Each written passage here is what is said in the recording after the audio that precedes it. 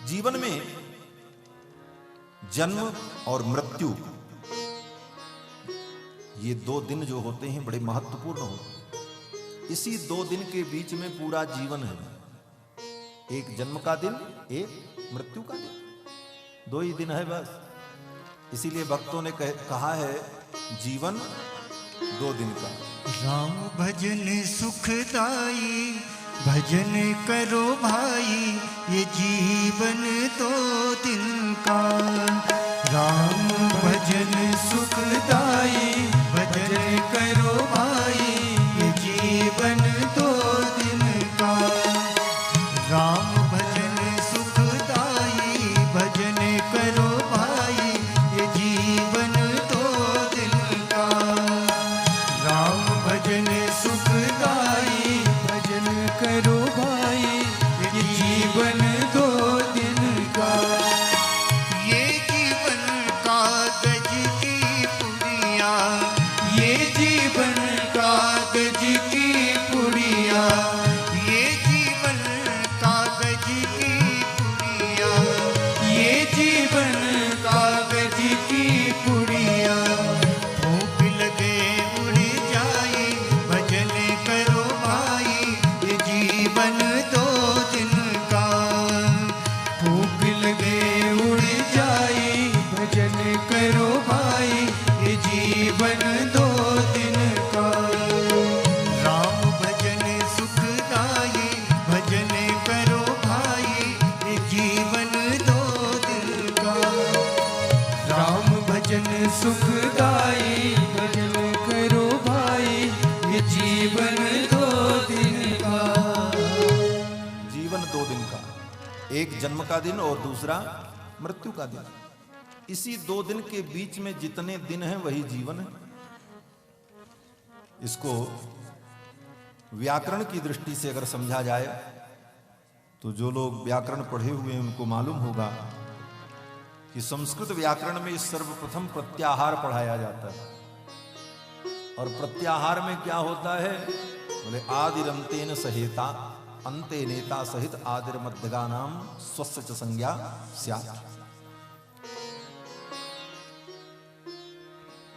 माहेश्वर सूत्र में प्रथम अक्षर से लेकर के अंतिम अक्षर के बीच में जितने अक्षर होते हैं सब उन दो अक्षरों के द्वारा ही संबोधित हो जाते हैं। उसी प्रकार से इस दो दिन में जन्म और मृत्यु के दो दिनों के बीच में ही जो दिन है वही जीवन है। और ये दोनों दिन धन्य हो जाएं, इसका उपाय क्या है? बोले ये दो दिन ठीक हो जाए तो पूरा जीवन ठीक है। तो पहला दिन ठीक कैसे हो? बोले पहला दिन ठीक हो जाए इसका उपाय ये है कि भगवान का दर्शन प्राप्त हो जाए अथवा भगवान अपनी कृपा दृष्टि से तुमको देख ले। बोले ये तो अपने वश में नहीं है। बोले ये तो जन्मों के संस्कार का परिणाम होगा तभी ऐसा होगा। ग्रंथों में कहा गया है कि जायमानम हि पुरुषम यम पश्चेन मधुसूदनः। जब मनुष्य योनि में जीव पैदा होता है तो भगवान मधुसूदन कृपा करके उसे देख लेते हैं, तो वही जीवात्मा आगे चल करके भगवान का भक्त होता है। जायमानम हि पुरुषम यम पश्चेन मधुसूदनः सात्विक सतु विज्ञेयः सवै मोक्षार्थ चिंतकः। वही सात्विक प्राणी आगे चल करके मोक्ष का चिंतन करता है और मोक्ष मार्ग का पथिक बनता है। तो जन्म का दिन दिव्य हो जाए ये तो अपने हाथ में नहीं है, ये भगवान के हाथ में। और मृत्यु का दिन ठीक हो जाए ये अपने हाथ में। क्यों? बोले बीच में जितना समय मिला है इस समय का अगर आप सदुपयोग करते हैं, भगवान का भजन करते, भगवान का चिंतन करते जीवन बीतता है, तो वो संस्कार हृदय में बन जाएगा और अंतिम समय में भगवान का स्मरण हो जाएगा, भगवान की याद आ जाएगी और अंतिम दिन जो है वह भी दिव्य हो जाए, धन्य हो जाए। महाराज परीक्षित ऐसे परम धर्मात्मा, इनका जन्म का दिन भी दिव्य और मृत्यु जब सन्निकट आई तो इनका कल्याण करने के लिए स्वयं भगवान ही सुखदेव जी के रूप में आ गए। प्रत्यभाषत धर्मज्ञो भगवान बादरायणी। और श्री सुखदेव जी महाराज कहते हैं कि बरीयाने सते प्रश्न, हे राजन तुमने जो प्रश्न किया है बहुत सुंदर प्रश्न किया है। तुम्हारे इस प्रश्न के उत्तर से संसार के समस्त प्राणियों का कल्याण होगा। सुखदेव जी कहते हैं राजन देखो ये मनुष्य जीवन बड़ा दुर्लभ है। दुर्लभम मानुषम जन्म, मनुष्य का जन्म बहुत दुर्लभ है। अनेक जन्मों के सुकृत का जब परिणाम प्रकट होता है तो मनुष्य जीवन प्राप्त होता है, उसमें भी भगवान की विशेष कृपा। कबहू की करी करुणा नर देहि, कबहू की करी करुणा नर देहि, देत ईश बिनु हेतु सनेहि, देत ईश बिनु हेतु सनेहि, देत ईश बिनु हेतु सनेहि, देत ईश बिनु हेतु सनेहि, कबहू की करी करुणा नर देहि, कबहू की करी करुणा नर देहि। कबहु की करी करुणा नर देहि। भगवान जब कभी करुणा करते हैं तो मानव जीवन प्राप्त होता है, लेकिन ऐसे जीवन को भी प्राप्त करके मनुष्य अपने जीवन के इस बहुमूल्य समय को किस प्रकार बर्बाद कर रहा है, इस विषय की ओर सुखदेव जी ने ध्यानाकर्षण किया। सुखदेव जी कहते हैं देखो निद्रया ह्रियते नक्तम, रात्रि तो लोग सो करके बिता दे रहे हैं, और दिन बोले दिवाचार्थे हया राजन कुटुंब भरणेन च, पेट का धंधा करने में, दो रोटी कमाने में दिन बीत रहा है। बस इसी प्रकार दिन रात करते जीवन बीतता चला जा रहा है।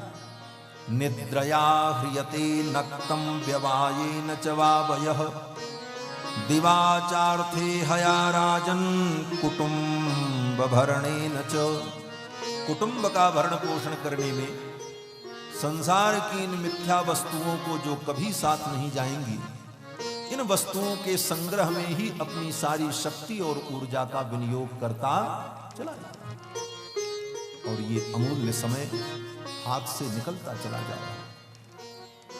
इस जीवन के एक क्षण को दुनिया की संपूर्ण संपत्ति देकर के भी व्यक्ति प्राप्त नहीं कर सकता। आप कहो दुनिया की सारी संपत्ति हम ब्रह्मा जी को दे देंगे, ब्रह्मा जी हमारा बीता हुआ 1 सेकंड वापस कर दो, नहीं हो सकता। अब आप सोच लो, दुनिया की हर वस्तु को पुनः प्राप्त किया जा सकता है, लेकिन अपने जीवन के एक बीते हुए क्षण को भी आप प्राप्त नहीं कर सकते। इतने से ही अंदाजा लगा लो इस जीवन का एक एक क्षण कितना महत्वपूर्ण है, लेकिन इस महत्वपूर्ण समय को हम व्यर्थ में, दुनिया के प्रपंच में और दुनिया की इन तुच्छ वस्तुओं के संग्रह में ही समाप्त करते चले जा रहे हैं, जिन वस्तुओं का अंत में कोई मतलब नहीं निकलेगा। सत्य है। इसीलिए भक्तों ने कहा है चली जा रही है, चली जा रही है उम्र धीरे धीरे, चली जा रही है उम्र धीरे धीरे, चली जा रही है उम्र धीरे धीरे, चली जा रही है उम्र धीरे धीरे, चली जा रही है उम्र धीरे धीरे, चली जा रही है उम्र धीरे धीरे। बचपन भी बीता जवानी भी बीती, बचपन भी बीता जवानी बीते। बचपन भी बीता जवानी भी बीती, बचपन भी बीता जवानी भी बीती। चली जा रही है उम्र धीरे धीरे, चली जा रही है उम्र धीरे धीरे। बुढ़ापे का होगा असर धीरे धीरे, बुढ़ापे का होगा असर धीरे धीरे। चली जा रही है उम्र धीरे धीरे, चली जा रही है उम्र धीरे धीरे। गए दांत गिर जो गए केस उजीले, गए दांत गिर जो गए केस उजीले। झुकी जा रही है कमर धीरे धीरे, झुकी जा रही है कमर धीरे धीरे। चली जा रही है उम्र धीरे धीरे, चली जा रही है उम्र धीरे धीरे। अगर चाहते हो कल्याण अपना, अगर चाहते हो कल्याण अपना, अगर चाहते हो कल्याण अपना, अगर चाहते हो कल्याण अपना। भजो राम आठों पहर धीरे धीरे, भजो राम आठों पहर धीरे धीरे। चली जा रही है उम्र धीरे धीरे, चली जा रही है उम्र धीरे धीरे। चली जा रही है उम्र धीरे धीरे, चली जा रही है उम्र धीरे धीरे। सुबह शाम और दोपहर धीरे धीरे, सुबह शाम और दोपहर धीरे धीरे। चली जा रही है उम्र धीरे धीरे, चली जा रही है उम्र धीरे धीरे, उम्र धीरे धीरे, उम्र धीरे धीरे। जीवन का बहुमूल्य समय सुबह दोपहर शाम, सुबह दोपहर शाम यही करते बीतता चला जा रहा है। तेषाम प्रमत्तो निधनम पश्यन् नपि न पश्यति। और संसार के प्राणियों को मरते हुए देख करके भी ये जिंदे लोग सोचते हैं कि हम तो नहीं मरेंगे। ये विडंबना। सुखदेव जी कहते हैं देहापत्य कलत्रादिषु आत्म सैन्येषु सत्स्वपि तेषाम प्रमत्तो निधनम पश्यन् नपि न पश्यति। मरते हुए अपने परिजनों को देख करके भी व्यक्ति सोचता हम नहीं मरेंगे, हम तो अमृत बूटी खा करके आए हैं, हम तो ऐसे रहेंगे। लेकिन ये तुम्हारे साथ भी होगा और कब हो जाएगा यह पता भी नहीं, कहीं भी कभी भी हो सकता है। क्योंकि संसार में बच्चे भी मरते हैं, जवान भी मरते हैं, बूढ़े भी मरते हैं। मृत्यु कहीं भी कभी भी आ सकती है, फिर भी उस मृत्यु को हम नहीं देख पाते और जीवन में बड़े बड़े मंसूबे बनाते रहते हैं। इसी में जीवन चला जा रहा है। आत्म कल्याण का हम साधन नहीं कर पा रहे हैं, अपने आप को हम धोखा दे रहे हैं, किसी दूसरे का नुकसान नहीं कर रहे, अपने आप को हम धोखा दे रहे हैं, अपनी आत्मा को धोखा दे रहे हैं, आत्मवंचना कर रहे हैं। यहां तक कि गोस्वामी तुलसीदास जी ने कहा कि हम आत्महत्या कर रहे हैं। वो फांसी लगा करके मरना, जहर पी करके मरना, वो तो आत्महत्या दुनिया की दृष्टि में है। लेकिन आध्यात्मिक दृष्टि से, शास्त्र की दृष्टि से, जो प्राणी मनुष्य जीवन प्राप्त करके अपनी आत्मा के कल्याण का साधन नहीं किया, वो आत्महत्यारा है। आत्मा हन गति जाए। उत्तरकांड में गोस्वामी जी महाराज कहते हैं उसको आत्महत्या की जो गति होती वही गति उसको भी मिलती। ऐसे सारे संसाधनों को प्राप्त करके शास्त्र पुराण तीर्थ सत्संग गुरु महात्मा संत इन सब को प्राप्त करने के बाद भी अगर जीव ने आत्म कल्याण का साधन नहीं किया तो आत्माहन गति जाए। आत्महत्या करने की जो गति होती है वही गति उसको प्राप्त होती है। सुखदेव जी महाराज कहते हैं, हे राजन, मनुष्य जीवन का परम लाभ यही है कि जन्म लाभ पर पुंसाम अंते नारायण स्मृति ही। मनुष्य जीवन का यही परम लाभ है कि इस जीवन में भगवान का इतना भजन कर लो, इतना चिंतन कर लो कि अंतिम क्षण जब आवे तो संसार में किसी की याद न आए, एकमात्र भगवान की याद आए।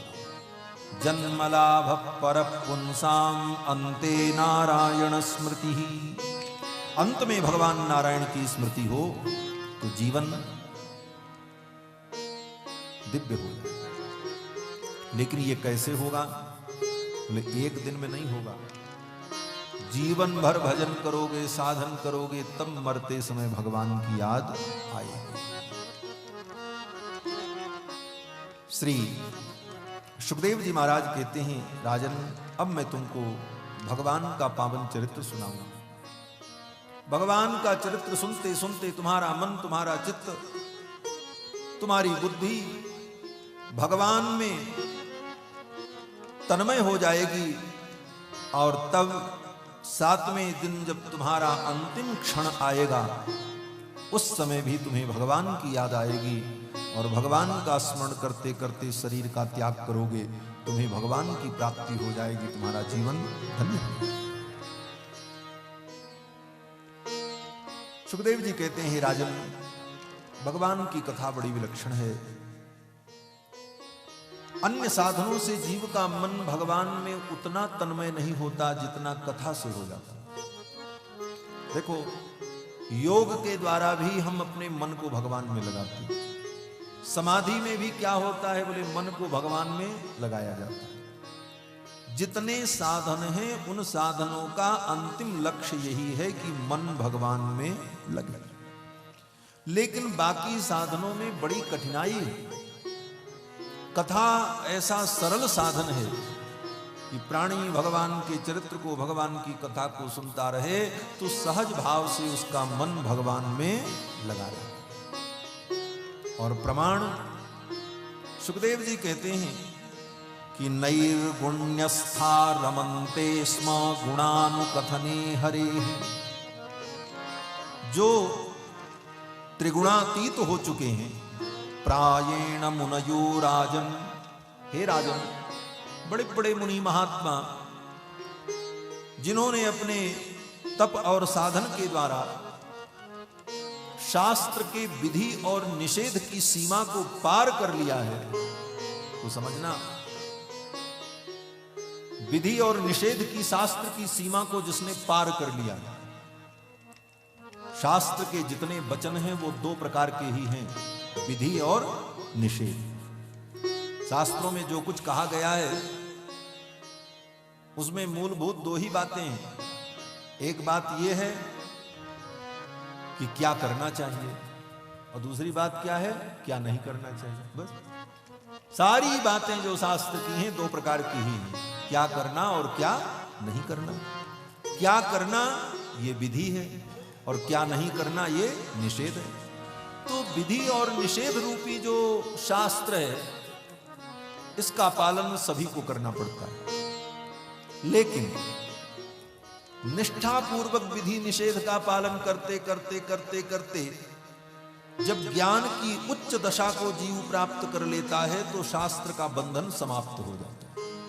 फिर वो विधि निषेध से परे हो जाता है। फिर वो चाहे विधि का पालन करे न करे, निषेध का पालन करे न करे, उसके लिए फिर शास्त्र का बंधन नहीं रह जाता। कहा गया है कि अत्यंत पर भक्तानाम नैव शास्त्रो न चक्रमः।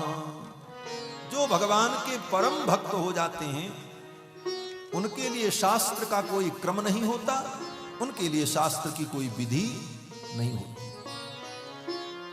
लेकिन इसका मतलब हम लोग भी शास्त्र की सारी विधि को छोड़ दें, सोचें कि अब तो भक्त बन गए, अब हम शास्त्र से हमको क्या मतलब। बोले नरक में चले जाओ। छोड़ना नहीं पड़ता, अपने आप छूट जाए।